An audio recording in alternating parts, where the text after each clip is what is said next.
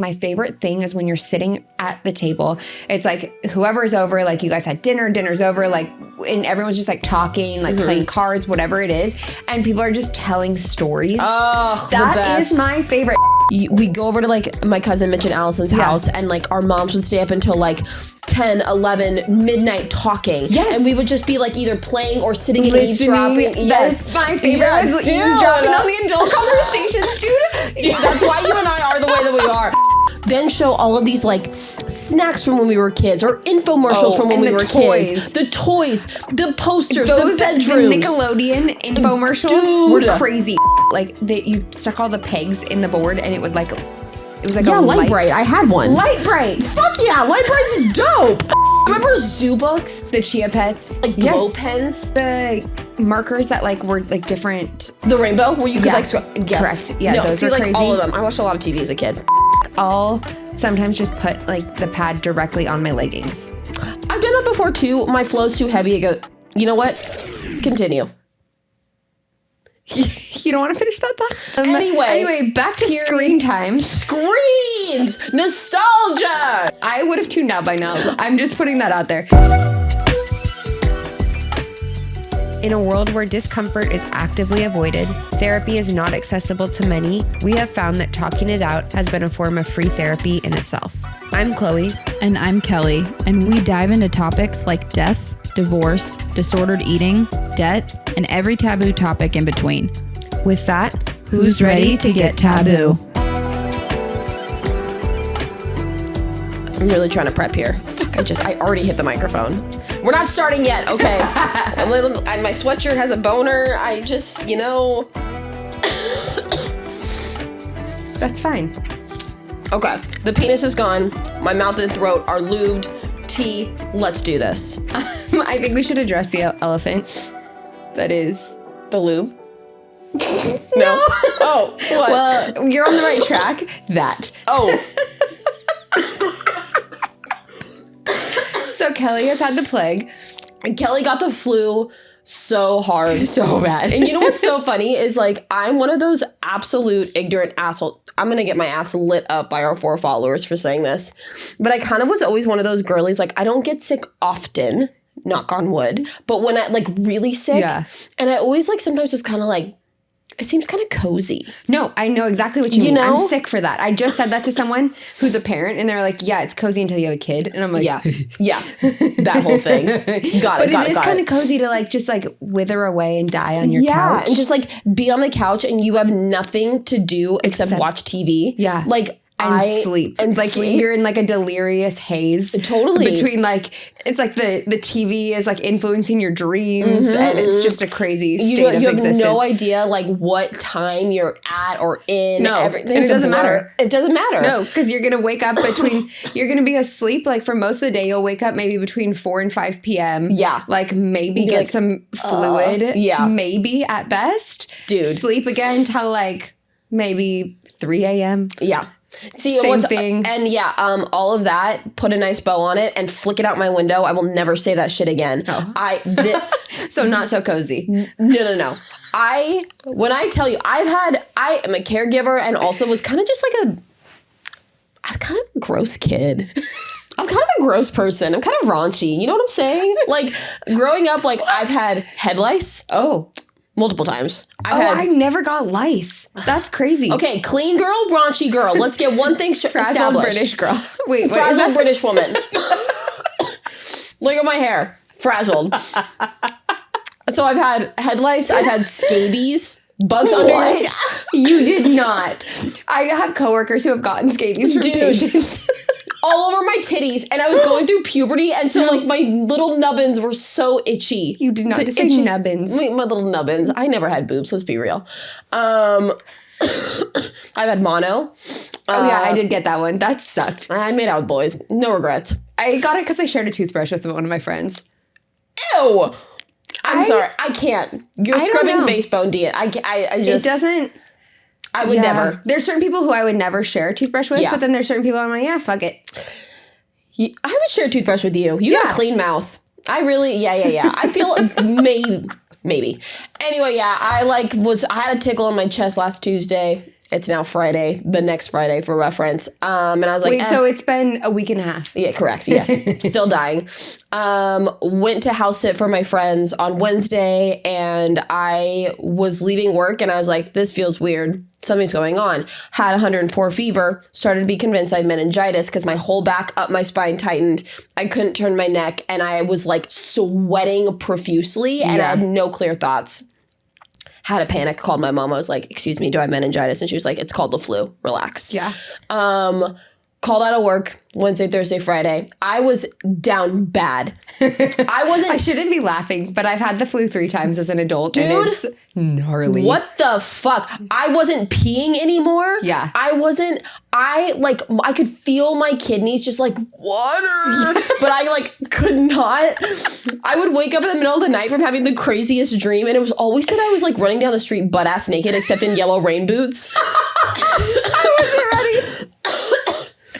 Yellow, the brightest, and I was like running down the street and I'd wake up like in a panic and I'd put the thermometer in my head and I'd be at 105, delirious, sweating. What does we need to look up the symbolism here. I don't know, a fear of my boobies being out? No, a fear of... No, I have dreams that I'm at work and I don't have a shirt on.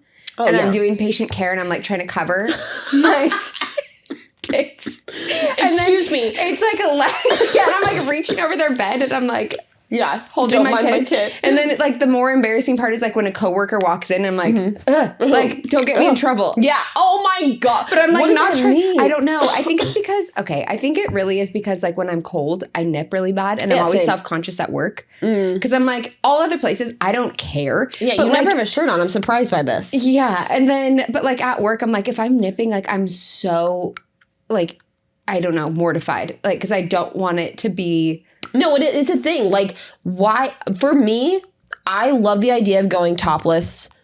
I love it. And I like my boobs. Yeah. I'm okay with my boobs. Yeah. They're cool. Yeah. But like, too vulnerable. Yeah. Kellie can't do it. I've thought about like, even in Croatia, like, Oh, yeah. Nobody wore tops. See, I would do it if I just only go on vacation with family. Like, so there's just never a time that like it would be appropriate. Like if I was like on vacation with like a lover, like hell totally. yeah. That's hot. Hell yeah. That's so hot. Yeah. Or by myself. Oh, fuck yeah. Or with the girls. Yeah. Anyone but my parents. See, I really need my girl friendships to be that close to where like it wouldn't be weird. Because like I'm not weird if No. Well, you know I would not be weird. So let's do Croatia, just us. We can invite Polly. Oh my God, obviously. Yeah. We'll do Let's Get Taboo. Yeah. From Croatia. From Croatia. Yo, I'm gonna be drunk the whole time. I think that'd be so funny. You'll be schnozzed on Schlevo. I'll be fire, dude. So fire. My dad made some from the plums in the backyard. What the fuck? And it's the best Schlevovic I've ever had. It's so good. Do you know? I mean, story time. You know this because you were there. Yeah. Wait. Well, no, the story includes you. Oh. But what's it called again? The drink? Schlevovic. You can call it Schlevo. Thank you for saying that. Yeah. I went to Croatia, which is her motherland. Her dad is from there. And I went with my other girlfriend and I'm having the time of my life. And like in our Airbnb is like this free alcohol. And I'm like, yo, let's fucking like go. Everywhere too. Didn't know that. I get fucking hammered on this shit. I'm like drinking. I'm like, this tastes so good. This is fucking amazing. And I like texted you and I was like, Chloe, what am I drinking right now? What the fuck is this? Well, because they also serve it with like a cherry liqueur. Yeah. So that's like what makes it taste good. So fucking Schlevo fire. on its own is like. Oh my God, do you have any more? Or did your dad drink it all? No, I'm sure we have plenty. Oh my fucking We made a lot. So good. Anyway, yeah, I'd love to go on vacation and just like have my boobies out. I think it'd be super fun. Yeah, I think we need to do a girls trip. I think that'd be so fun. I have nothing to lose. Well, we do want to do a Croatia 2026. Yeah, I'm down. So next August, September. I'm fucking down. Yeah. And then, but I think we should also get another one on the books because that one will be more family-ish. Yeah, so let's just go. Yeah. I am like not in a weird relationship. I can fucking do whatever the hell I want and it feels good. And hopefully by then I will be a paralegal, so I will be making a livable wage and that would be so fun. That would be very cool. You know what's funny though is that like for me, I don't care about wearing pants, dude. I could go out in public in just a t-shirt and not give 2 fucks if my ass is out. That Yeah, I feel like that isn't as I don't crazy. Well, Like, I'm not going to spread my legs and go kitty out, but like, if I'm wearing underwear, what the fuck ever. I don't wear underwear a lot though, to be honest with you. So like, I don't know what that's like really. Yo, I went to, I gotta, we're sorry in advance for everyone. Like, if you're still here, bear with us. This is like 50-50 and makes it in the episode, to be honest with you, because what the fuck? We don't know. But I got this lymphatic drainage massage. Right. And she was like, you could strip down to everything, but just go ahead and leave your underwear on. And I'm like, oh. But what if I'm not wearing any? What if I'm already naked? What if I don't have panties on? What do I do? Yeah, because like, really though? And but it's like a regular massage. Like, I think they say that so you can feel more comfortable. Like, oh, you can leave your underwear on if you want to. Yeah. But I'm like, nah, you're not going to touch me. Do they have like a towel over you? Yeah, it's like a blanket. Then who the fuck cares? Yeah, exactly. My tits are out. Dude, the one time I got a massage, I was butt ass naked and she touched my whole tush and it felt so good. Amazing. I need one. I really want to get a massage when I'm in Mexico. You should. You should. Yeah, I think you're just going to come back like so refreshed. Dude, I'm going to be there for 2 weeks. That's insane. I know. I'm so excited. That is a long ass vacation, dude. Yeah, and everyone's like, what do you want to do? I'm like, nothing. Literally nothing. Literally nothing. If we can go horseback riding, great. If I can get a massage, awesome. And I just want to eat and exist. I think those are the best kind of vacations. I really have learned that like I am an anxious person, and I think because traveling is I was thinking about this the other day. Of all of the joys in life, cooking, art, all of the things, travel is the best part of being alive. It's without a doubt. I would, if I like had unlimited funds, I would be spending my life traveling and like would never buy a house. I don't give two fucks about buying a house. I was just having this conversation with someone. Yeah, I would travel. Like, it's hard because I was just saying, I was like, I want both. Like I want the home, but I also want to just be able to like pick up and just go.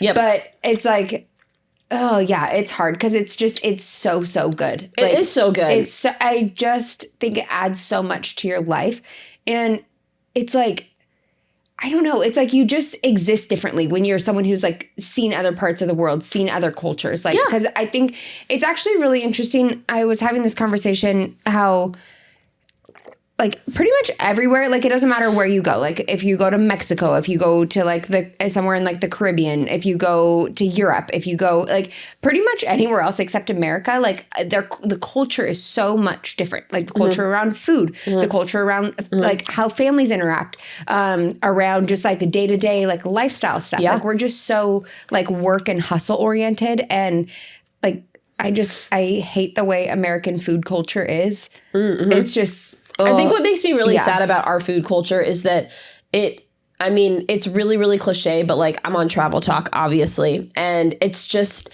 food really can be such a connector and such a way to make core memories, such a way to bond. And I'm a food girl. I've always been that way my whole life. When I have a meal that stays with me for the rest of my life, like I remember certain dishes. I have this moment right now going on. There's this fucking sandwich in Portland that I want to try so fucking bad. Where? It's at Dos Hermanos, the bakery. It's so funny. I just saw a TikTok. Someone was like, this has been on my husband's list since we moved to Portland. And I'm like, and I wasn't even watching it. I just like had it while I was watching dishes. Yeah. And I would like look over and I'm like, oh yeah, Dos Hermanos. I think it's like really picking up. Like a lot of people are, but they have a chopped salad sandwich. That sounds crazy. And like, I'm a sandwich slut. Yeah. Like put them down my gullet, like by the pound. I love them. So good. But like they make a whole ass chopped salad with like fresh veggies and like arugula and all this shit. Ooh. Chop it up teeny tiny. And then that's in your whole sandwich. Yeah, I like when a salad, Polly got me hooked on that. Like the tiny chopped up salad. Because it's just so much like easier to eat, and you get so many different flavors because so many different things are correct in at once. Yeah, and then the textures are all there. Like it's just a really fun way to eat. But yeah, I do think that like food is just so important, and I do think that like unfortunately American culture is like we eat for convenience. Well, and our food culture has gotten so like it's like about mass production and like about like being so fast and like. Everywhere else, it's about the art of it is an art. Food is art. It is. It's beautiful. It's the art of making the food, and there's just that doesn't really. I mean, yeah, maybe if you go to all these like whatever fancy restaurants or whatever it is, and I think there's a lot of people who bring all these other cultures to American dining, but for the most Shout part, out immigrants. Yeah, but like for the most part, it's just not like everything is more about, like you said, convenience and what can I have now, and it's just. And then when you lose the art, you lose all the taste that comes with it. Yeah. And like the energy in it. Like okay, this is going to be so woo-woo, so bear with me. But I think like the energy of like how the food is grown and the energy of how it's prepared, I think transfers into you when you eat. I love this for serious. you. I'm listening to you. I hear you, babe. I hear you. So I think that like it matters. Like if you're going somewhere like and it was grown by people who like, or not even by people, by just like machines, and then it was like harvested by machines, and then it was like, you know, or the animals were stressed, and then it, like the people who are cooking it are stressed and cussing and like hate each other and like hate their job, and it's just like this. It's like this cycle. It's just like almost like this snowball of just picking up all this negative energy. It's and almost then you like consume generational it. trauma. Truly. You know what I'm saying? But like not a generation. All of that gets like infused into the food, and then you eat it, and then you're like have that negativity in your body. And I'm not saying that's like everything that you eat, but I just think that there is like something to say for like food that's like grown in a like, I don't know, in like a way where it's like intentional and beautiful, and then it's like, you know, harvested by humans and then crafted and made into art, and then you eat it. It's just like that adds to the taste. Totally. I think you can taste the energy difference. Like, okay, for instance, the those like experiments where people have like, they'll put like rice in the same rice in two different jars, and then you'll like say mean things to the rice in one jar, and then like nice things to the rice in the other jar, and the rice that gets the negativity will rot. Oh, interesting. And same thing will happen with plants. Yeah. Plants make sense, but it's like the rice one really was that's striking like a because it's harvested like grain. that's cooked. Yeah. And so like to be just like saying mean like it was this guy did this with his kids. Like he was like, okay, I want you to say like everything mean to this one and say like only nice things to this one. And then they watched it rot, and it was like a lesson about like, you know, your words hurt people, yada yada. But like I don't know, there's just something to that. Yeah, I mean, I don't Sorry, I just got existential. I love that for you. You're an Aquarius. I'm used to it. I think for me, it's like what makes me sad is like I'm such a like family person, and I think that traditions are fucking dope. And I think that another part of American culture and like American families is that we've gotten so far away from passing on traditions, and I think that cooking and baking is one of them, and it devastates me so much, you know, the thought of like losing people, and like everyone knows I'm obsessed with like death and grief and all of that stuff. I think about it constantly, and it's like cooking and preparing food and sharing meals is a way to have someone's legacy continue on. And I think that it is so heartbreaking. Like I think about the fact that like, damn it, I lost my grandma at 17 years old when I wasn't ready to care. Like we've always baked in my family, like we're all bakers, but like, you know, now I'm in this place where like eventually I want to start a family, or like I want to cook for myself, and it's like, well, fuck, my grandma was an incredible cook, and I have my mom and my aunt, but like we don't have those like traditions. Like this is a dish that we've been making in our family for fucking years. It's like, hard when you feel like you lose the glue. Yeah. You know? Yeah. That is a hard one, but it's like, and it feels weird to be our age maybe, and to be the one to push for the tradition and to like hold everyone accountable for the tradition and make sure it survives. Yeah. But also at the same time, like I think about when we were kids and our parents were our age and older, and like they were the ones keeping the tradition. So it's like, okay, I just feel like a kid, like mentally. Yeah, but totally. I think what you're saying is so true, because I like all of my holiday memories revolve around the meal.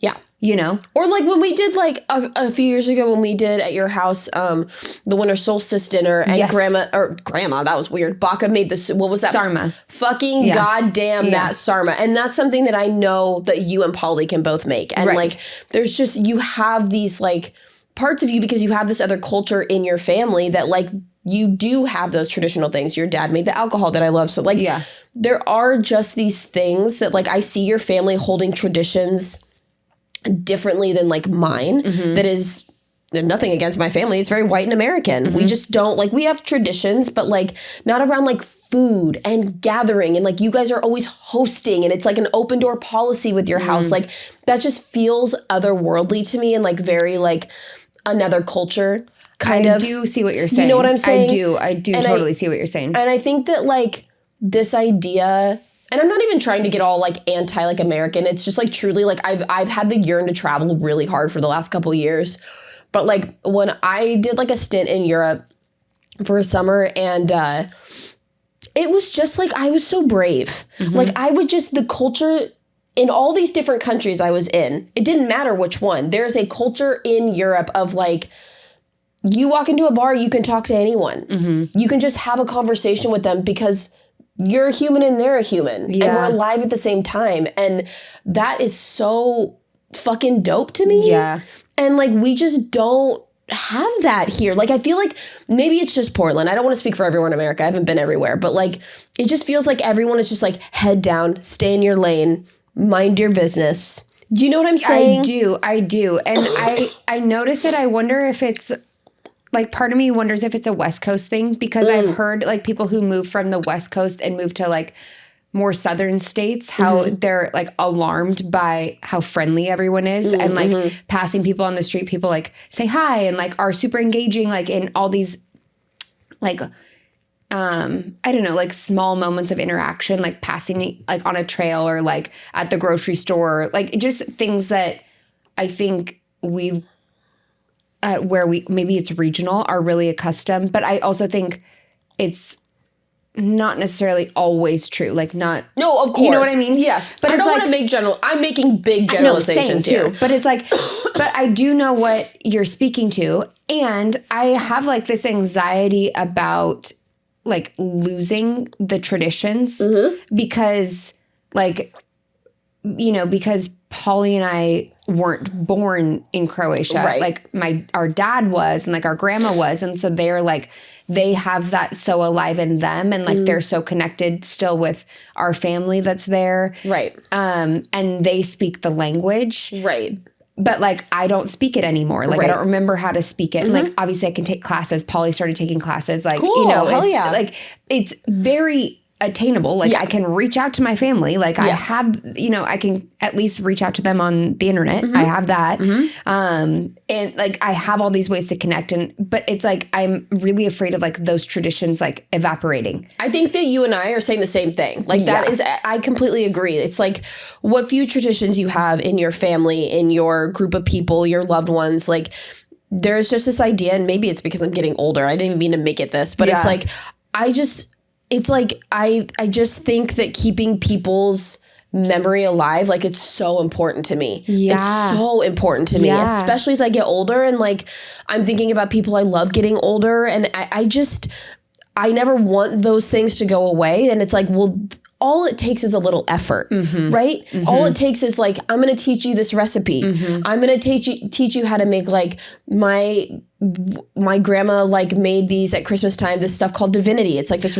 Yes, we've talked about this. Yeah, right? It's like you with said sugar and egg wipes. Yes, and egg you were wipes. telling me it has egg wipes. Egg wipes is crazy. Sorry. That was a crazy thing to say. Sorry. But you were telling me it's like it's very specific to the weather and because chemistry. And that's fucking cool. And it's like, you know, it's something that I've never been able to make on my own and my mom or my aunt could show me. And it's like, damn it, I need to take the time. Like these things, they feel like, especially during the holidays when you're so stressed and like, it's just I have a very not great relationship with the holidays as I get older. Oh, okay. I know, which makes me sad. It's starting to feel like less magical every year. Yeah. And that's really, I don't know. And like, I always think like, oh, it's because, you know, like for a few years it was like, oh, it's because I'm not home for the holidays or I have to like travel so much around the holidays. So that's like different. Or then I was like, oh, it's because I'm working and that's why it's different.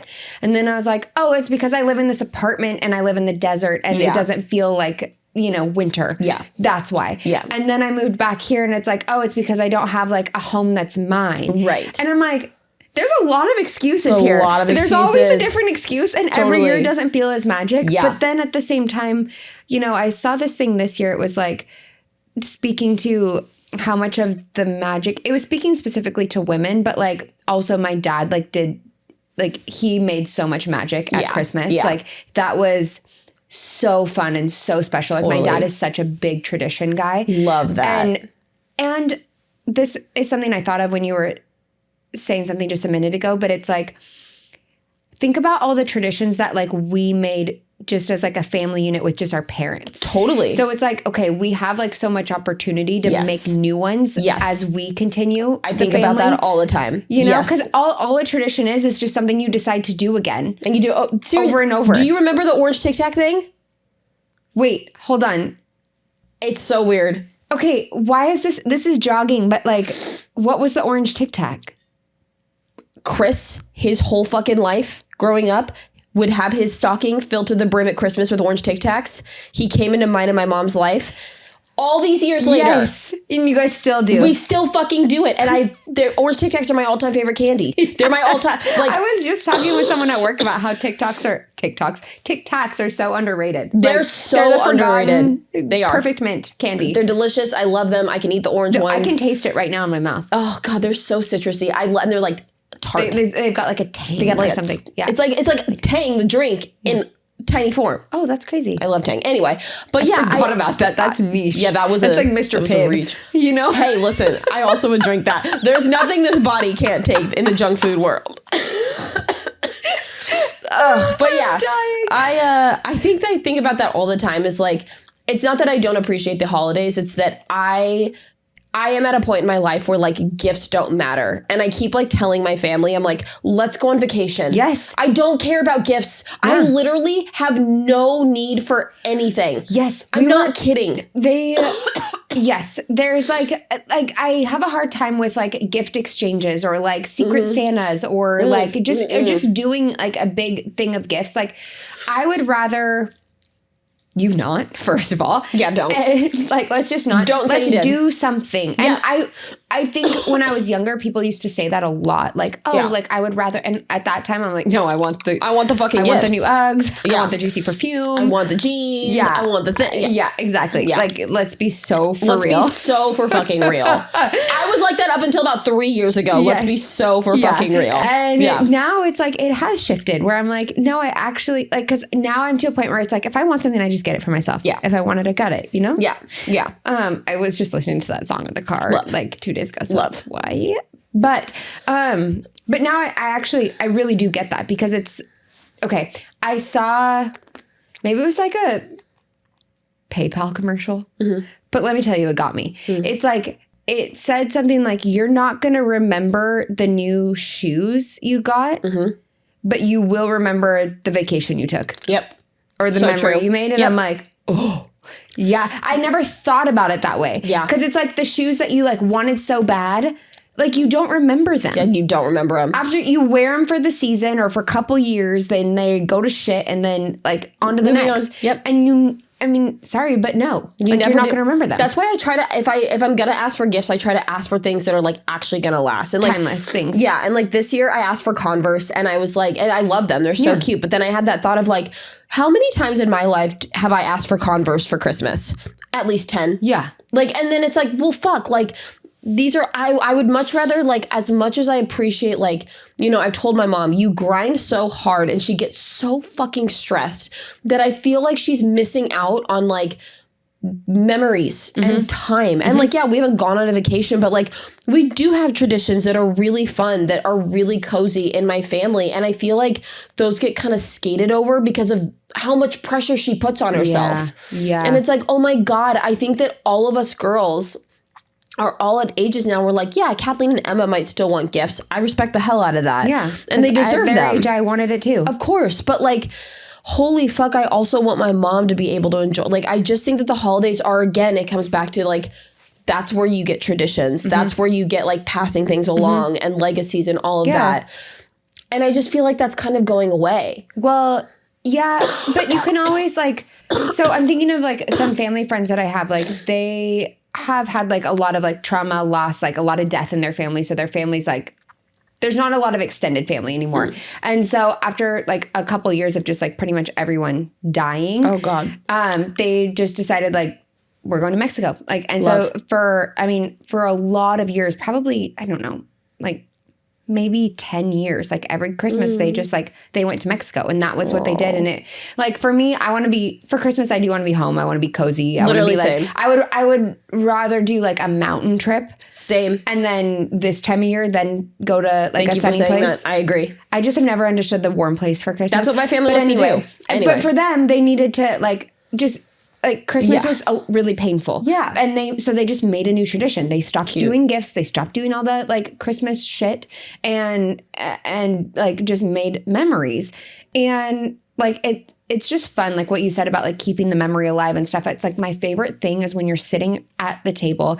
It's like whoever's over, like you guys had dinner's over, like and everyone's just like talking, like playing cards, whatever it is, and people are just telling stories. Oh, that is my favorite because I think so much of my childhood was that. Like when we lived on 22nd and like it was like the huge Italian side of the family and everyone would play pinochle and just tell stories and people were always coming over. Like all the cousins were always there. And it's just like that was so much a part of and ingrained in my formative years that now it's like that's what my vision of family That's the expectation. Yeah. That is the expectation. And to have like social gatherings, like that's what I expect it to be. Like I expect it to be like this place where it's just kind of like this, I don't know, like coming together around food, around games, and around conversation. Yep. And like to be lacking that, it's just like it's jarring. It feels like empty. Like a part of me is missing. Like a part of my like regular. So it's like what makes me really excited to like have a house in the next couple months here. It's like, and I know like I might not. Well, Actually, I take this back. I was about to say I might not be ready to like host or like whatever, like because it's going to take like time to furnish whatever. Yeah. It doesn't matter if there's furniture. Like have people over. Like we're gonna sit on the floor. Set up, whatever. Like we're sit gonna on the play cards. floor. Yeah, exactly. Yeah, yes, I know. Because it's like those are the funnest times. They are, and I think that or like that feeling of like. When you go over to like your cousin's house, like this was always like me growing up was like, we go over to like my cousin Mitch and Allison's house and like our moms would stay up until like 10, 11, midnight talking. Yes. And we would just be like either playing or sitting and eavesdropping. Yes. That's my favorite was eavesdropping on the adult conversations, dude. That's why you and I are the way that we are. Like I was that kid and I think it's because I was like a only child my first 7 years. Yes. My only friend was my mom. Yeah. So like I like wanted to hang out with adults. Yep. I was literally that kid. Like you've told me stories about like you love the monkey bars, you love playing with other kids. I was the kid at school that I was like, I'm not playing with you frivolous children. Where's the teacher so that we can gossip at lunch? Let's fucking go. Okay, like, respect. I will say I played on the monkey bars by myself. Metal, dude. Metal. Hell yeah. But I do respect the hell out of being the one just like hanging out with the teacher. Yeah, I mean, I always had like one or two signature friends that like, it's so That's funny. That's a funny way to put it. Signature friends. No, and it's so funny. I will never forget. This is like school is so traumatizing for kids, but like I moved schools a lot. I moved schools every grade except for 6th through 8th grade. I was at the same school. I never thought we have that in common.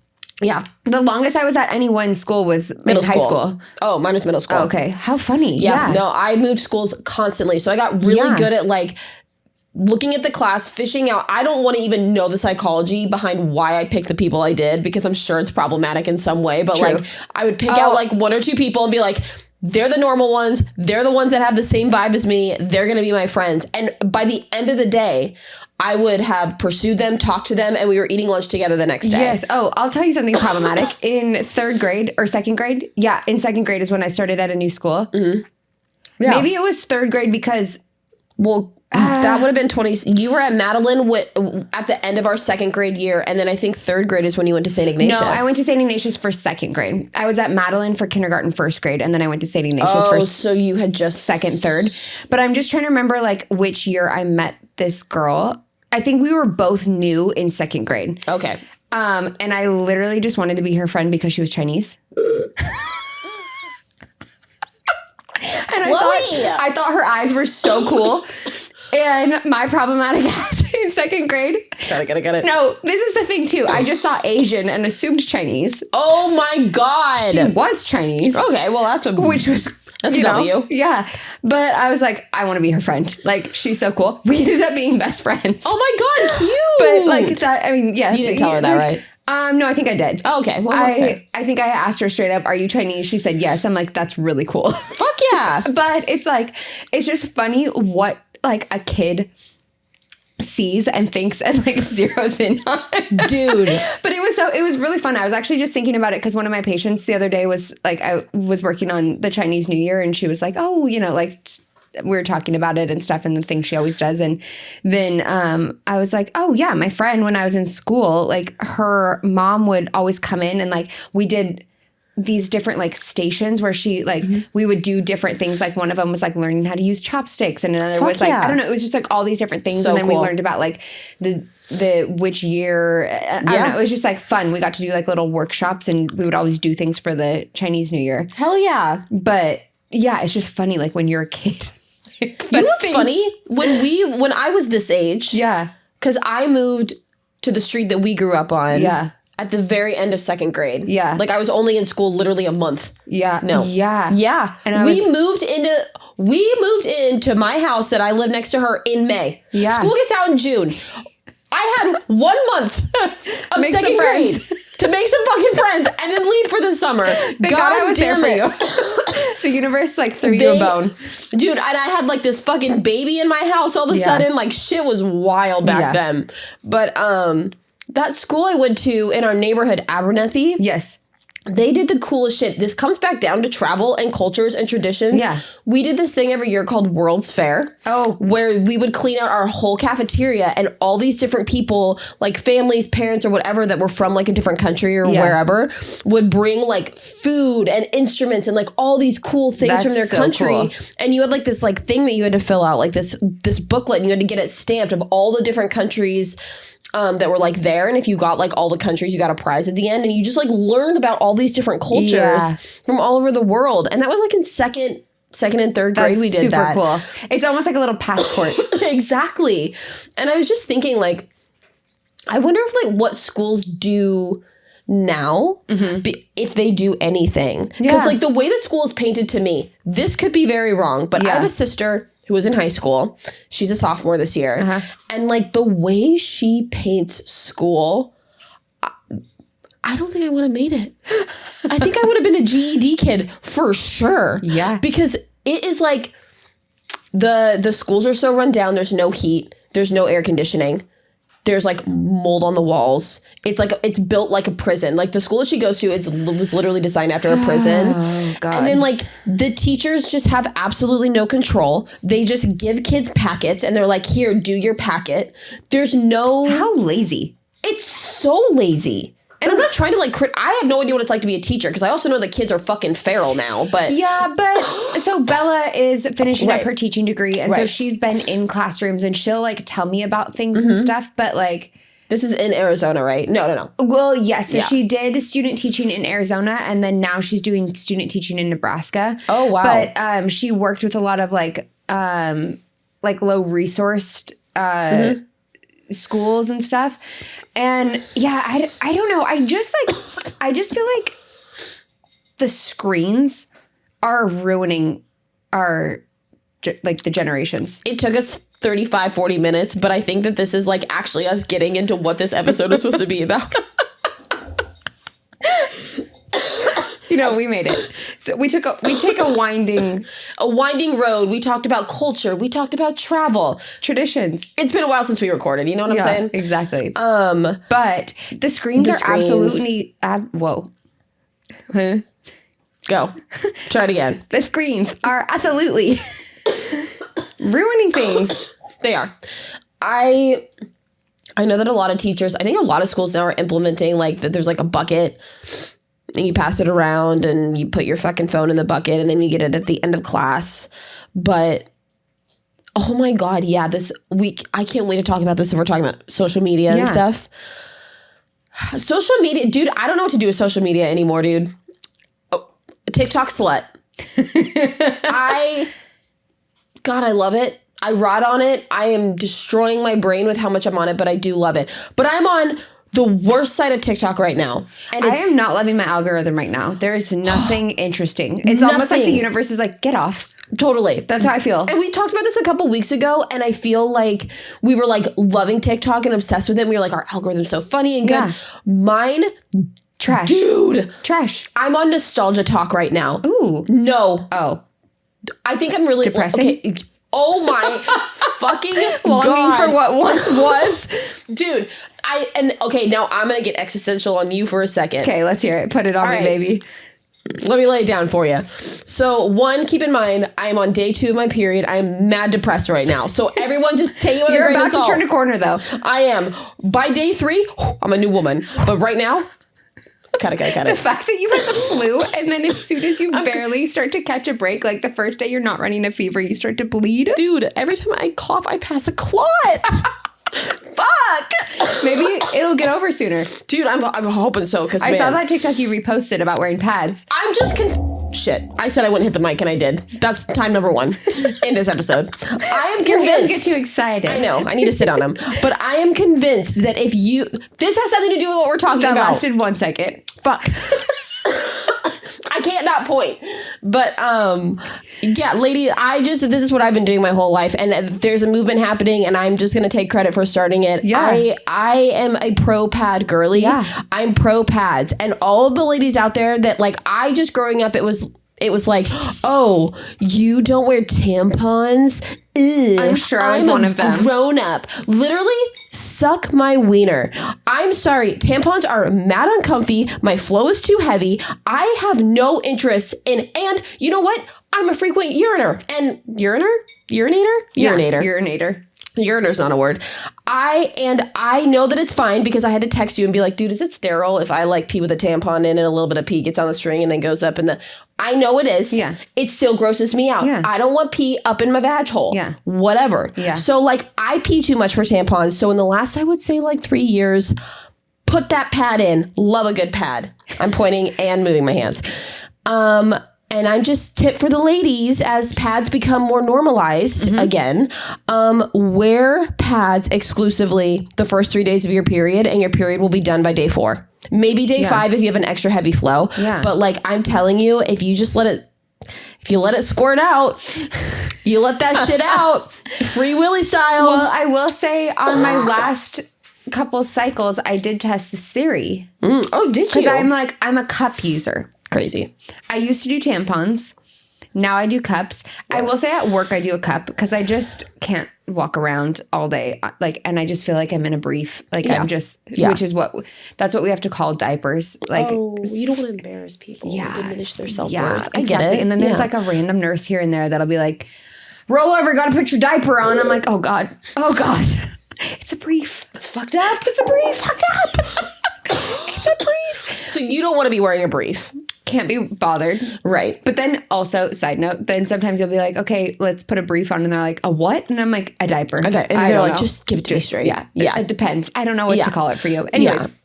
So like if I'm not well, you know what though? Okay. If I'm working on the first couple days, I'll still just wear a pad overnight. I won't wear the cup overnight. Sure. But I got some of those Thinks underwear.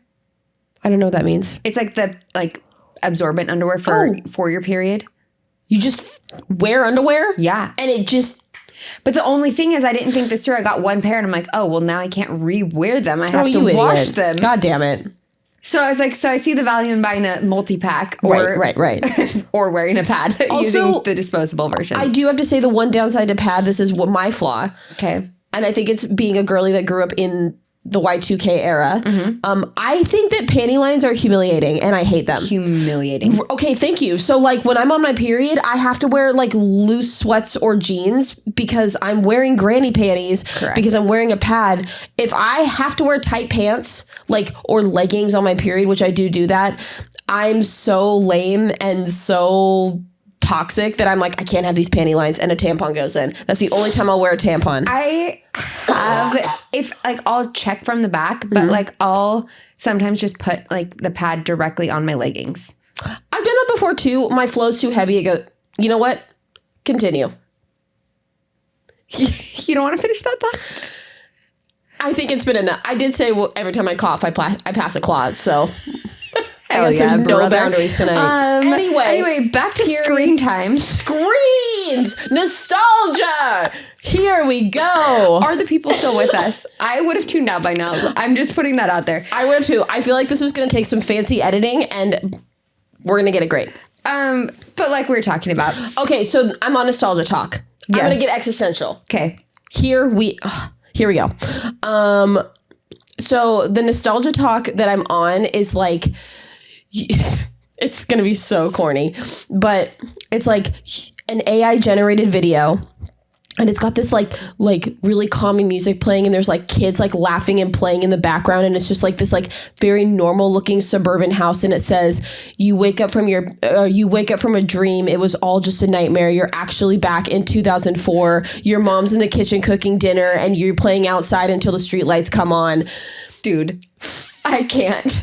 That or there's the ones that are like, have you done, we should do it for our houses on 22nd, where you do like the Google Maps or the Google Photos, like you search your house and there's a way to go back to 2013 and 11 and you can look at your house and like people will see like pictures of like their grandparents that have died. I did see that. That's too sad. Or like their dogs that have passed, or like, their family, or like your bikes are like in the driveway, or the car. Dude, I did it for my house in Southwest, and like it was like our car that like we brought Emma home. I'm gonna start crying. I'm on my period. I can't. Anyway, it has been fucking me up. Or like there's I know you've seen these, but it's like this sound. And to me, it sounds very 80s because I don't consider myself a 90s kid. I was definitely born in the 90s. Yeah. I'm a 90s baby in it. I was just having this conversation. Yes. I am a 90s baby. I am a 2000s kid for sure.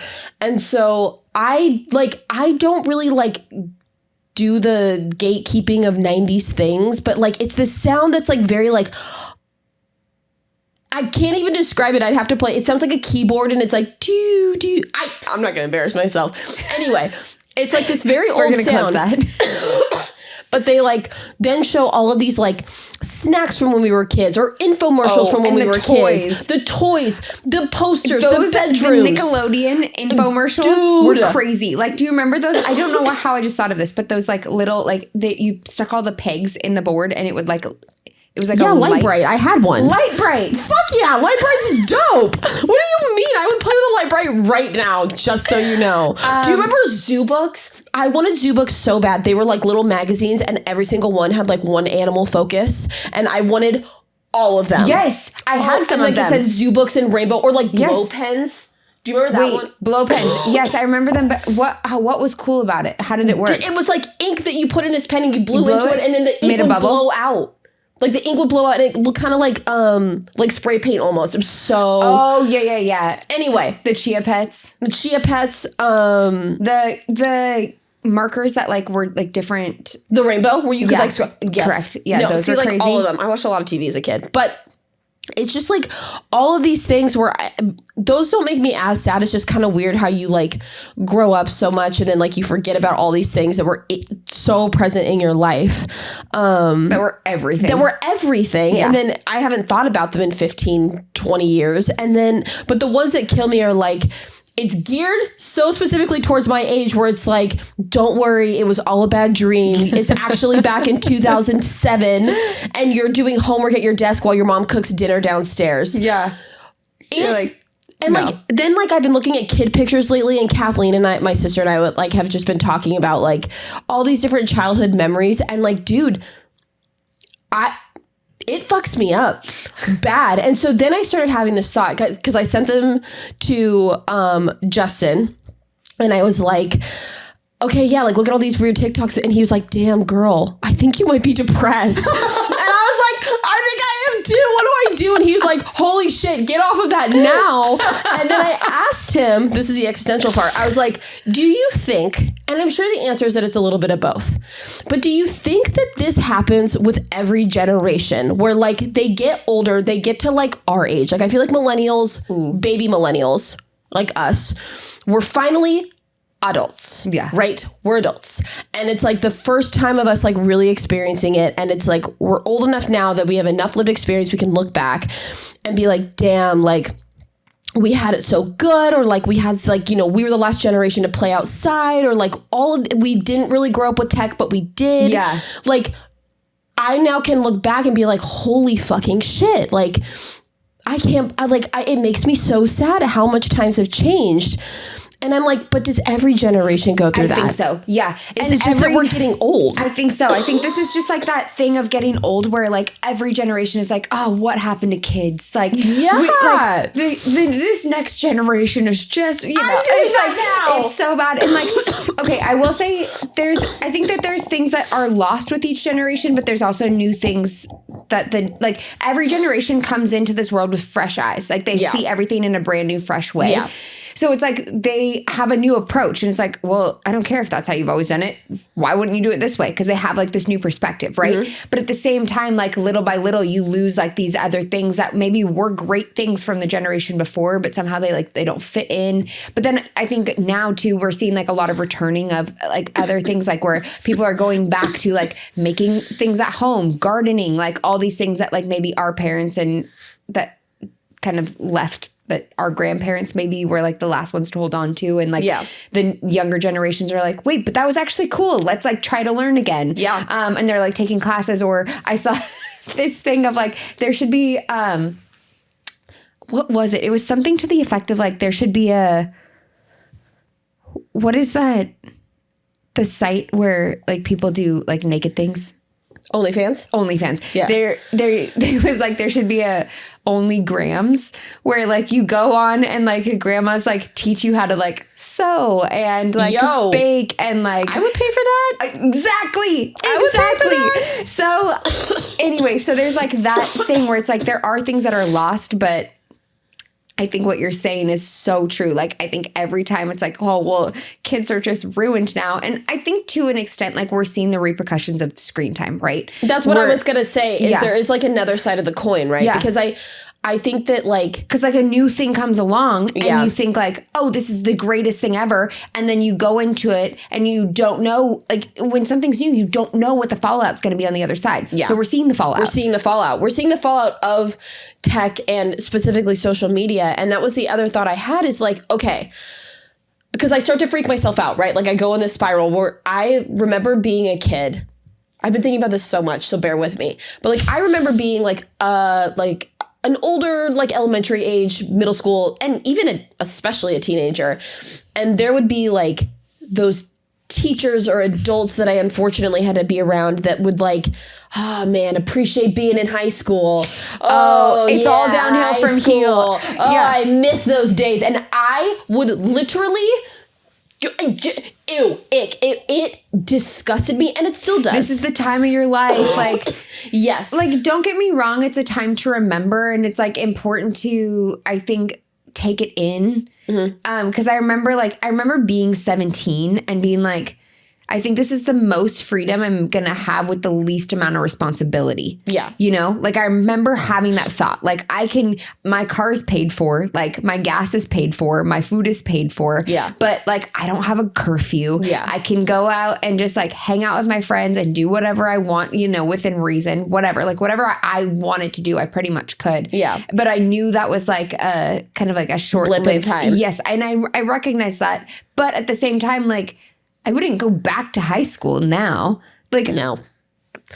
It wasn't a time for me. Yeah. I was never one of those people. Like, I didn't have that experience in high school. And it doesn't matter. Like, regardless, like, I do think that looking back, like, I don't agree with, like, oh, yeah, high school's fucking, But, like, what I will say is that I am finding myself at 30 years old looking back at, like, my childhood and being like, it was so good. It was just like, it was so simple and it was so wholesome. And then I started spiraling about like, when did I stop playing? Yeah. Hold on. It's kind of crazy. It's like okay, this is what will get me emo is those dude, I'm so emo right now. So just be careful. The videos of like you didn't know it was going to be the last time that you were going to blah, blah, blah. Yes. But one day it was. And it was like, It's like playing or your mom holding you. Yeah. I saw that one the other day and I was like, I'm gonna fucking off myself. Yeah. Like, oh yeah. or like playing with your sibling. Yeah. Or like, I remember the last time, like, because my dad used to carry both Polly and I in from the car. Like he would pick us up both. And I remember the last time he was like, this is the last time I can carry both of you. Like you guys are too big. Oh my God. But then he just would do 2 trips. Right. So if we like fell asleep in the car, then he would like carry us in one at a time. But he was like, yeah, I can't carry both of you all the way in from the car up the stairs, you know? Yeah. I think it's like, or like, I don't know, the last time like my mom and sisters and I like were in the car driving to Albany just before, like there's just there's always so many lasts, just like there's as many firsts. And like, it just, but when you don't know what's the last, you don't know to take it in. Yeah. And it's like, at what point did I go from like, you know, again, I've been looking at a lot of like kid pictures. Can I just say, I'm not one for nostalgia. I don't enjoy it. It doesn't, it makes me incredibly sad. It doesn't provide me comfort. Like I've been reading a lot about cancers, right? In astrology. Yeah, they're very nostalgic. Because I'm dating a Cancer. Oh, I forgot that. Crazy. Yeah. Just because I always hated that sign the most. This is healing. Yeah, I always hated Aries the most, and then I dated one. Yeah, anyway, so I've been like reading about how like they're so nostalgic and like they really are good at like, and he is such a nostalgic person.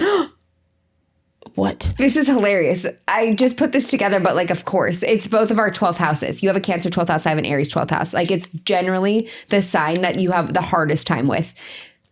I don't with him. Well, no, it's like, so then when you have someone new come in, it's like provides healing for you in that way. It's so much. Yeah. Like it's just his whole family and like existence is nostalgia. And it's like a huge part of our relationship. And I like nostalgia when it's like, literally right now sitting in my room is a GameCube with all of his childhood games. And we're going to play them this weekend. Oh, that's so cute. Adorable. Like so cutie. But like, I just am realizing that like nostalgia for me, like, I'm having a really hard time feeling like it's going to sound so cliche because I'm old. I don't know how to put it into words right, but like, I feel like I had it so good for such a window of time and I like threw it away for really stupid reasons. Like, oh, interesting. It's hard for me. And so I'm not one who enjoys tapping into nostalgia. So it's almost like on TikTok, it's like my version of doom scrolling. I keep looking at all this fucking shit and I'm like, what the hell? But with screens, what I was wondering too, though, and I do think that this is where there's a difference. Like when I start to get really sad, I think about, okay, well, yeah, the world is really awful right now and things are really heavy right now. But like, think about the generations that like, we're going through the Cuban Missile Crisis or fucking World War II. Yeah. Like, okay. Literally, Baka was getting bombed while she was like having to live in a convent while her family was out fighting the war. Yeah. Like, I think we're fine compared.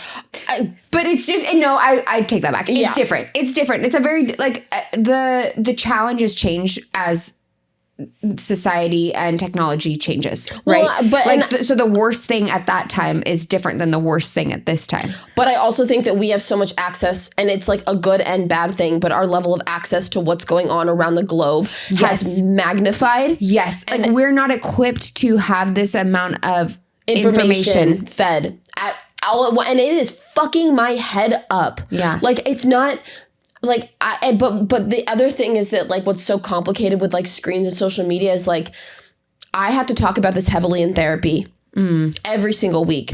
I have an actual like a phobia, and it is a phobia. I don't remember the name of it, of living in denial. I am petrified of being in denial about every aspect of my life. It's why I doom scroll. It's why I read so much. It's why I ask so many questions. It's why I'll just dig and dig and dig. Like when like people joke, like when you get stoned, like it's really common to like pick something on the internet and then like hyper research it. Yeah. I'm doing that all the time, completely sober. Yeah. Because I am so afraid of being in denial. So it's like, I think that having this much access to the world is so positive in so many ways, but like, have we teetered to where it's like back during the Cuban Missile Crisis, like you read about it in the newspaper once a week and you kind of just knew like the cliff notes. You didn't know, there weren't videos of people dying. Well, that's what you're, because like that was what was so like with Vietnam, like why that changed the what is it, like the public support around it was because it was televised. It was the first war that was televised. I see. And so it, like, there was no morale behind it anymore. Like where before, like with World War II and World War I and previous wars to that, it's like everyone could rally behind it because like the people staying home didn't have to see what was going on. Totally. And then it was, when it was televised, then they were like, oh my God, this is what's going on. Yeah. This is what we're doing. Yeah. Why? Yeah. You know? And Yeah. I think that is the same thing that's going on, you know, that's, you know, went on for all of the 2000s with the war in Iraq and then is going on now with just various, like, you know, all of the things going on in the world. Because we see everything that's going on. It's we're witnessing the fallout of these things that I'm not saying, I am not anti-media. I'm not anti any of that at all. No. But I do think that it's just an interesting point to make of like, this is kind of the ramifications of giving people a firsthand look. Yeah. At what's going on. Like, I'm not someone that wants to be in denial. I want to know what's going on. I want to, like, if I can't be there and I can't solve all the world's problems, I have this like thing of like, the least I can do is be aware of something that someone is going through. Oh, wow. And have like knowledge and education around it, because I don't know them. I can't save them. We've talked about that on this podcast where it's like, I can't, I'm one human. Yeah. You know, it's just interesting to peel it back and like think about where it's coming from. Really quick, your sweatshirt, the penis on it is bumping the mic. Oh, yikes. So you're good. But it's like interesting to be able, well, that's why therapy is really cool. Because you can like trace it back. It's like, oh, that's where that thing is coming from. Like there's like a deeper seated thing going on where you can like, It's not me being like, oh, what terrible thing is happening in the world. It's like, it's coming from this deeper these fear. Women that were imprisoned in the Congo were just released, but before they were released, there was a mass rape that happened. I can't fucking fix that. I don't know anything about those women, but what I do know is that is fucking terrible. Yeah. And I want to honor them. Right. And then the harder part to that is like, okay, then you read about that happened yesterday, and then this other thing that's just as terrible happened 2 days before that, and this other thing happened today, and it's like that goes to the onslaught of like all these things that it's like, okay, like if you were to go back 50 years, 100 years, that would be like the worst thing to happen in your lifetime. Yeah. That you know of in your region, right? Yeah. But to have like the worst thing happen in your region in your lifetime happen every day all around the world and be aware of all that. I think the awareness is what's really, like overstimulating, but can create this like feeling of like, well, doom, hopelessness. Yeah. I think it's our psyche hasn't evolved to be able to process it. We haven't caught up with like the amount of technology and the amount of access we have. Like, and so, I don't think there's any right or wrong. I just think it's like, if we're going to talk about social media, it's just something like I really wanted to bring up is like, it's undeniable that, like kids, for instance, are more depressed than ever. We've talked about that in our self-harm episode. And I mean, it's not even like us being like, oh, those younger generation, like it's proven like they are statistically depressed and miserable. We have younger sisters. I see it in my sister for sure. And, I think that it's just something to consider is like, well, how do we see this falling apart. We see that it's not working. But is there anything we can do? Right. We can't stop people from having phones. No, but I think like what is interesting, I think there's been more of a movement to like not, because what I have seen a lot, it's like, like you go out for food, or you like, see kids in cars and like kids have a screen in front of them at all times. Awful, yeah. Like when we were kids, and I'm not saying this to be like, oh, we were so much better. Like I'm just saying this to make the point of how different it was. How different it was. Where it's like when we went to restaurants, we colored. Yeah. And like that was like the first thing I wanted to do when we got to a restaurant was like color. Yeah. Like, and certain restaurants had shitty crayons. Certain restaurants had really good crayons. Yeah. There was McMiniman's always had good crayons and good art that you could color. Correct. Yeah. And so it was like, it got those like creative things going. Right. And then like, you know, if you were like just getting up in the morning, like you're not like getting up in the first, well, actually, okay, that's not true. If I got up before my parents, I would watch OPB. Like, so I would watch Sesame Street. I'd watch Dragon Tales, like, you know, whatever was on. But like once it was late enough in the day that, you know, you could go play outside or go do something else, like you were active, you were engaged. Like just having this conversation. Yeah. And it's just, I think kids are so reliant on like being stimulated all the time. And then having that instant gratification that the second it's taken away. Like, I mean, honestly, I see myself with it now, like with my phone. Like I'm like bored for a second. I'm like, oh, and I just like pull out my phone and I don't even think about the fact that I'm doing it. And I was just actually talking about this in therapy today, how I'm really looking forward to this trip to really just like disconnect and like kind of like rid myself of that habit and reset some of my habits because I just don't like how attached I am to my phone. Yeah. But it's like I see, like for instance, like I was just around some kids and they were like playing and then their parents turned on, they're like, okay, what show do you want to watch? It's like, but they're playing, they're self-sustained. Like you don't need a show. Yeah. Like, why do you need a show? They don't need the show. Yeah. Like no one needs that. No. They're fully engaged in the thing that they're doing. Yeah. And I just think that there's like a way to kind of like, I think there's just been more conversation and more like strategy and like approach. Cause I think like when you aren't aware of what it's doing, like in like the last like 5, 10, 15 years, like where these things have become so prevalent. Yeah. It's like parents aren't like so like hyper aware like we are becoming now about what it's doing. Right. So it's like, I think now that there's like, okay, we're aware that this is like a not great thing. We're seeing some fallout. And then now there's like more strategy, more approach, more teaching on like, okay, how do you, because like you can't avoid it, right? Like screens are an integral part of our society. Yeah. But like, how do you introduce it into a kid's life that isn't like going to be this all-consuming thing where they still are playing and like using the creative side of their brains. Totally. Because like a show isn't letting them be creative. They're just like sucked in. It's like, you know, drugs in a lot of ways. It's like this repetitive dopamine hit, you know? So.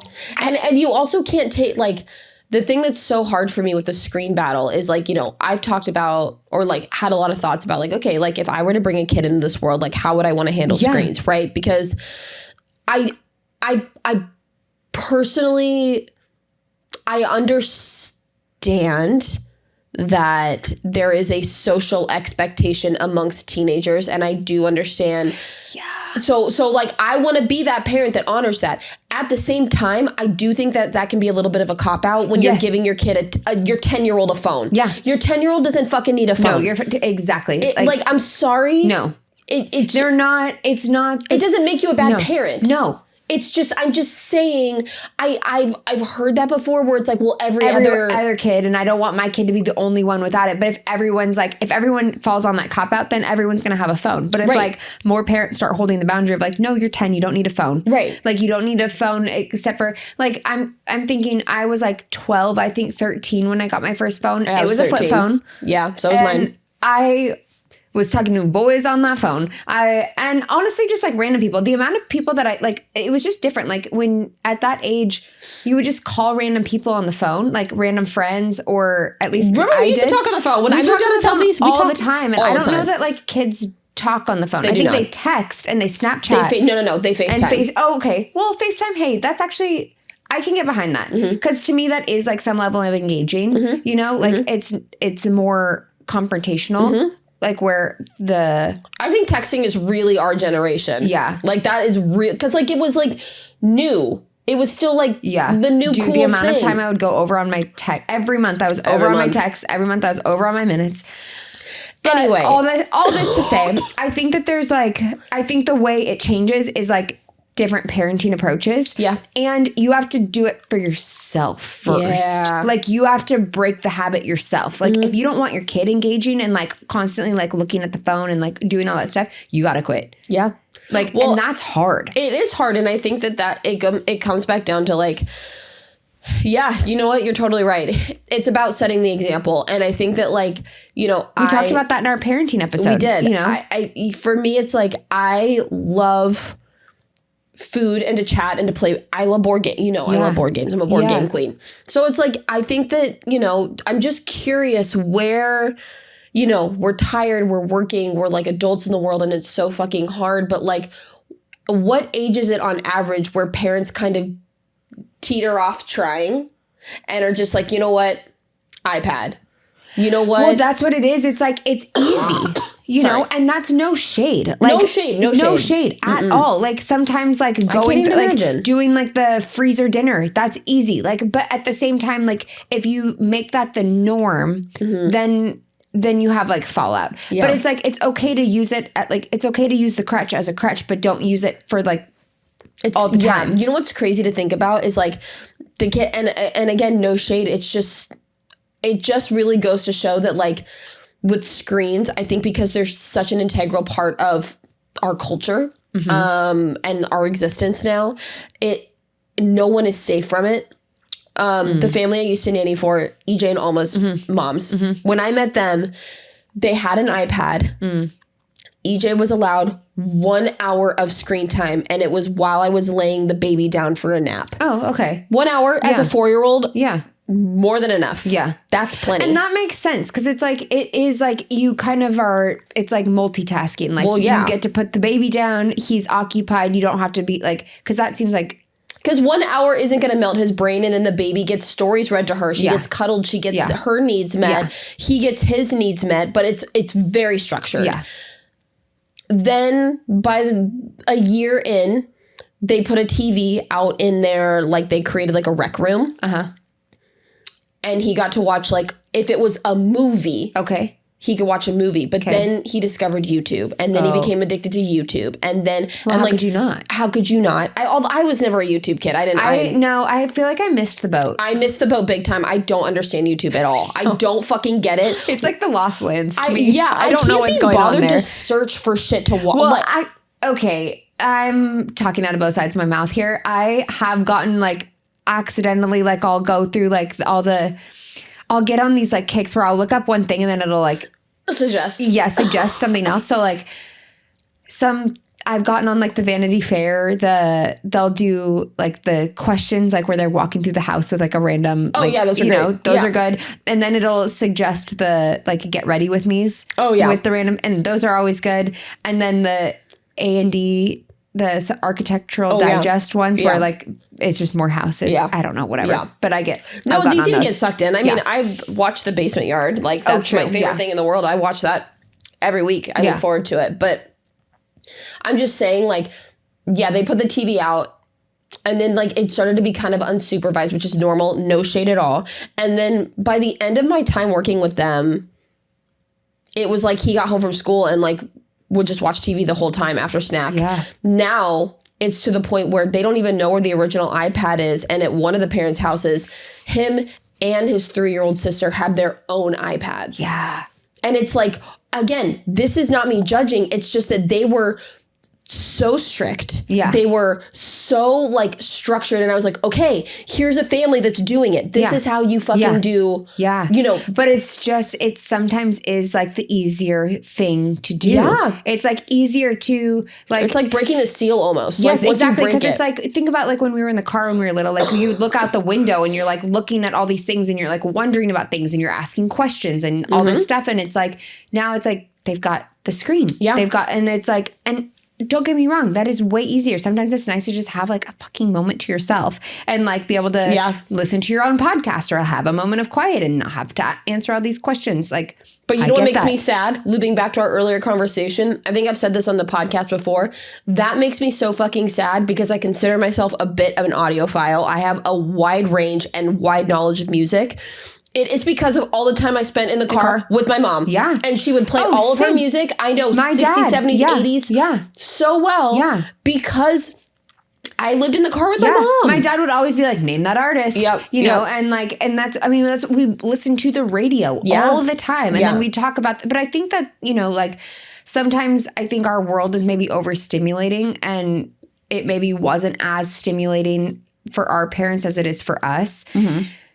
So that is like an added factor. But what do you mean by that? Like, I think like for our parents, they didn't have all the screens that we have. So like our generation now parenting, we're also just as overstimulated as the kids. No, I agree. So I think, you know, when you're in the car, it's like you just want a moment to like not have to engage and like not do the thing or whatever, because we have so many different things coming at us. And, I see. Yes. And so like I'm thinking of like car time as being a time to connect, but also I can see it in how culture is set up right now, like to be a time to like disconnect and not have to talk. Yeah. But it's kind of like you kind of have to make the choice to make the outside world and not so you have to actively like destimulate or I don't know, whatever. Well, like, and isn't it, I think it just says, I think not to get too existential, but I think that as we're talking, I'm realizing that this really just says so much about like how we're doing as a species right now. Not great. Because when you think about it, like when I like kind of zoom in a little bit on like a smaller scale, I'm not a parent, but I'm a childcare provider. And on my days where I am the most stressed, the most depressed, the most overwhelmed, those are the days I'm the laziest providing care, where I am like, I don't want to make some big fancy gourmet meal when I could just give her like a puree pack. I don't want to get on my hands and knees and fucking crawl on the floor and have bruises on my knees when I could sit on the couch and she could waddle around on her own. I don't want to read her stories because she doesn't understand it anyway. That's a bad day. But when we zoom out, right, and we're looking at parents, this isn't parents' fault. Like nobody, like you and I sitting here, we're not like, you're a bad parent and you're a bad parent. That is never something I want to do. I just think that we are stressed and I think we are depressed and I think that things are not going well. And it just makes it harder to raise kids. And it makes it hard. Exactly. Like, why would you've been working all day. Everything is expensive. Both parents have to work. Both parents have to work. You're paying out the ass for childcare. Your kids have all these different obligations. You finally fucking come home. You really think that the thing that a parent wants to do is play a fucking board game while your kids are screaming overstimulated because they want screens? Yeah, because they've been overstimulated all day, just like you have. Exactly. Yeah. Because guess what? Schools now are switching over to screens and using tablets. So sad to me. It's crazy, dude. Kids get handed a tablet the minute they walk into classrooms. And it just, gosh. But see, now we're those old people that are like, kids these days. And it's this is the world though. I know. And so it's like, I'm not trying to sound like an old person, but it's like, I think I would just love to sit in a room full of like other millennials our age and be like, every generation has their thing, right? Every generation has It'd be interesting actually to have like a room of like multiple generations and to get to hear each generation's experience with what they saw as like the scary or problematic thing with the generation coming up underneath them. Totally, dude. That would be really interesting. Yeah, because what was it about our generation that I was think like, for us, I think it was the internet. Yeah. It was the internet boom. Yeah. I think that people were like ordering things online and like, we did have them. That was dope. That was so sick. If I could have AIM back, all my problems would be solved. MSN Messenger, like, it was the first thing, like, my favorite thing, dude, when I was homeschooled, I would just Chloe's homeschooled, by the way. I forgot about that. I would just wait for my friends to get out of school and be on MSN or get on AIM so I could talk to them when they got home. Ooh, yeah, I remember I would get and certain people, I would get like a dopamine rush. You were one of them. I didn't do AOL. I only did AIM, but AOL is AIM. MSN. Oh, I didn't do MSN. Yeah, sorry. But, oh God, AIM in their fucking orange logo. Your screen name would, remember how like when someone would come into the room, it would make an opening door sound and their bold ass, your name would pop up in bold. Dude. I can hear it. It's so good. Sorry, I didn't mean to scream. But I remember you were one of my people, like my main people that like when you would pop up, I'd be like... He was like, you think, guys, just imagine what this podcast was on AIM. Oh my God. The whole time. Typing so fast. Type. Switching between AIM and MySpace. Oh my. I miss MySpace. MySpace was really great. MySpace is sick. I feel like I've thought about that a lot too. Like, what do older generations say? I mean, everyone hates millennials, like that are older and younger. But like, I feel like the older generation, if we're specifically talking about like, what is it that they were like, oh, these kids, I'm worried about them. I think definitely the internet boom for sure, especially because we're like the last 2 or 3 years of millennials. We are like baby millennials. I think older millennials, it was like the internet in general, but like with us, it was like it blew up when we were kids. And Phones. Yeah. I also will say, I think music. I think that's what it was for our parents' generation. I think the music was very like, it was like the hair bands and then hip hop. I think those like back to back kind of coming onto the scene was like scary for the boomers raising our parents. Yeah, but then I guess it's just gonna like, it could just keep going then really, because I think about millennials and I'm like, oh my God. Pretty Ricky. Remember when Pretty Ricky came on the radio? My mom was like, what is this? Or like, I'm thinking like also even, I mean, like we were babies when it came out, but like kids that are a little bit older than us, it was grunge music, right? True. Like that was with the holes. I remember my grandpa would like talk mad shit about like people that had like goddamn holes in their pants. Like it's just, I would be so curious to be like, holes in the jeans. Holes in the jeans. I'm so over those jokes. I think they're so old and tired. But anyway, I don't know. It's just interesting to think about. Like, and then I think it's interesting too when you look at like Gen Z. Like Kathleen's like one of the first years of Gen Z. And her thing that they say, like, she doesn't hate on millennials because I think she knows, she's like, well, like, she's really sweet. And she's like, you were my hero growing up and you're a millennial. So like, I do have love for them. But like, it's millennial humor. Like, it's like, I don't know why we are this way. And it's not all of us. I don't identify as this, but there's just like a large portion of millennials that have this like cringy humor. Oh, I think I know what you're talking to. Talking about. Yeah. I can't think of the... Oh, shit. Polly's going to kill us. Sorry, Polly. But I think I know what you're talking about. It's just like it reminds me of those insurance commercials where it's like making fun of like our age group when they become homeowners. It's like turning into your parents and you start making like stupid jokes and like saying stupid things like... I don't. Oh, it's like barely missed that rush. Like or I can't even think of it. Adorkable, like quirky. Oh, it's not good. Our like slang that we used to use. And like I just think of like. Yeah, it's just that like think about like, you know, how we had like mustaches that was in that kind of like shit. The mustache stickers and like all the things. People that got the mustache tattoo on the finger. All of our college time, like millennials are it's millennial cringe. It's like totally a thing. Like it'll pop up. But I think every generation has their cringe totally thing, you know? Oh my God, absolutely. Because I think that like, like you can say it about anyone. I just think it's like, I want to know, like I think I'd be more curious to hear what older generations think about us. But it's just, it would be interesting to put like all of us in a room together. And share. And be like tell me what made you worried about me. Yeah. And like, what would you say about like the generation below us? I don't think we should speak to Gen Z because I think we're so close to Gen Z. Yeah, I think that's a harder just because we're on the cusp. So I do think that like it's harder for me to like really look down on them. But you could do like Emma is still... She's the last year of Gen Z. Is she? She's 2009. That's the very last year. 2010 is when Alpha starts. Okay. So like we could talk about Alpha. Yeah. But like...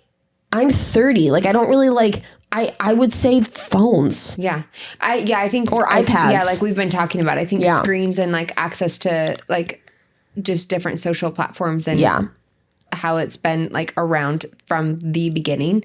They're born into it. Yeah, exactly. Totally. I think it's, and I mean, what's cool is that humans learn and adjust. And I do just think that like with something like an invention, like this is what I'll say about it and we can like cap it off. But I think that the internet was one of the biggest, most significant things of our existence to come to fruition. I think the internet is fucking crazy and I can't think about it too hard or I get existential. I think that it happened so fast, so out of nowhere, and it continued to change at a rapid rate to where we're just now really starting to learn about the fallout of something happening on that scale. Yeah, well, we just came out of the Saturn return of the internet.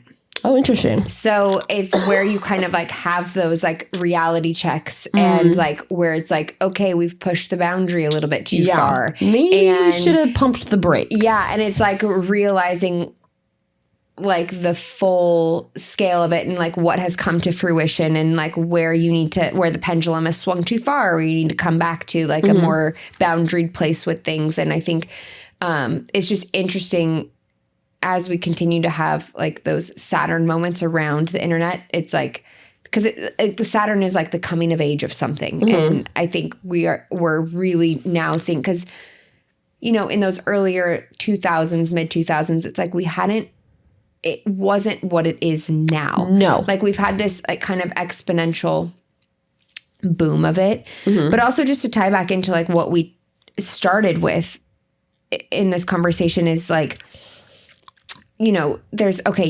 fallout, but there's also like positives to it, of course, as well. Like, and we can do a whole episode about that. I think we should. I think that's definitely on our radar. But I think it's like we were speaking to like making your own traditions, right? And I think like if you look at it less of like, oh, it needs to be this boundary thing, it's bad, and like put it in this like little box of shame, and like we look at it as like ruining the generation, which like, yes, there's also like shitty sides to it. But if you like can make new traditions for your family unit or like going forward with your friends or like your chosen family, whatever that looks like, the people that you're connecting with, and like make it more, I guess, about like those connecting pieces, those things that we miss, those like nostalgic things that we're speaking to, like the recipes and like the like actual connection, and like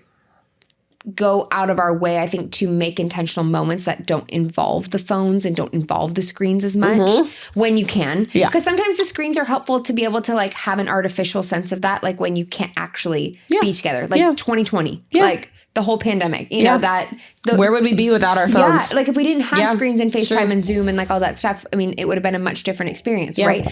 But all that to say, like, I think they kind of go hand in hand, right? Because we're speaking to the nostalgia and kind of sad for the existence of like present day in a lot of ways. But I think like it just comes down to like us choosing not to like fall into the trap of it, because it's addicting. It's made to be addicting. Yeah, that's the thing, is we do have a choice. Yeah, like we have a choice to parent in a different way, to put the phones down, to engage with our friends differently. Yeah, totally. You know, to like, you know, when you go out to dinner, like don't pull out your phone. Like there are moments that do make a difference. Like, okay, this is a TikTok trend, but it like what you just said makes me think of it. It's like when you're like getting together with a friend, you have like 3 months of catching up to do, and it's like it's like this montage of like phone down, like face down, screen down kind of thing, like purse down, lip gloss down, drinks. Totally. Like, so and it's cute. Just, but I just like I think that there has been a lot of intentional movement towards like, okay, we're engaging in like a group thing or in like a social thing, like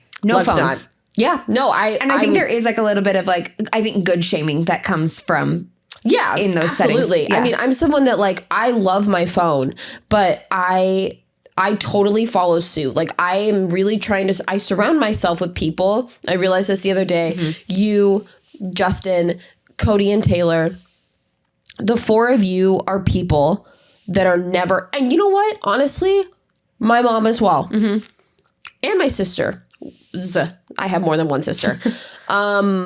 Everyone in my life, my very small social circle, when we are together, we're together. We are fucking together. We're engaged. We're talking. We're making eye contact. Yeah. We're telling stories. We're present. No one is sitting on their goddamn phone. That is not...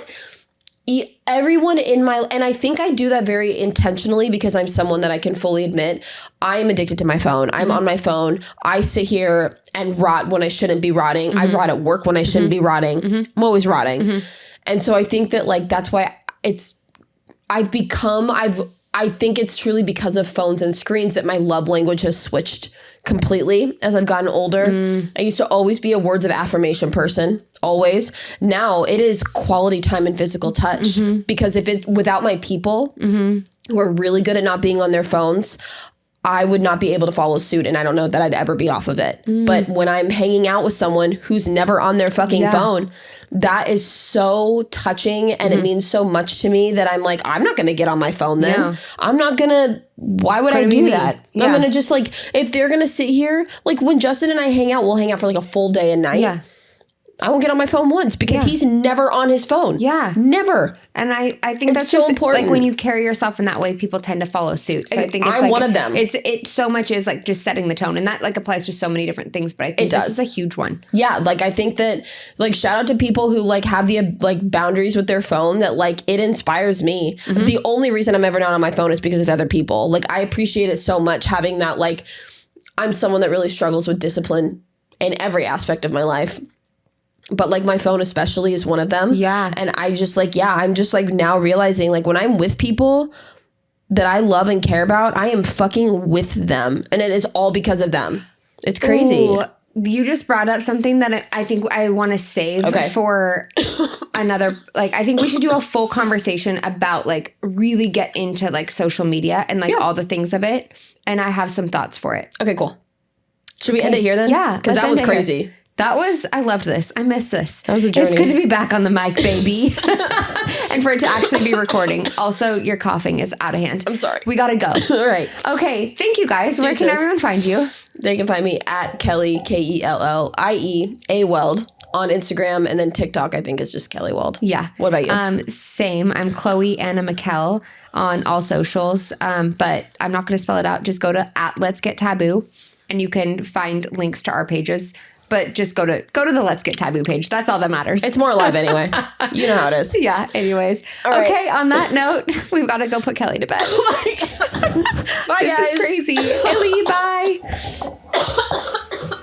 We did it! We did it, bitch. The thought I want to share, though. Okay, really quick. Let me think about it so I don't forget it. I'm so sorry. I didn't mean to kick you in the face. No, he's not. Are you okay?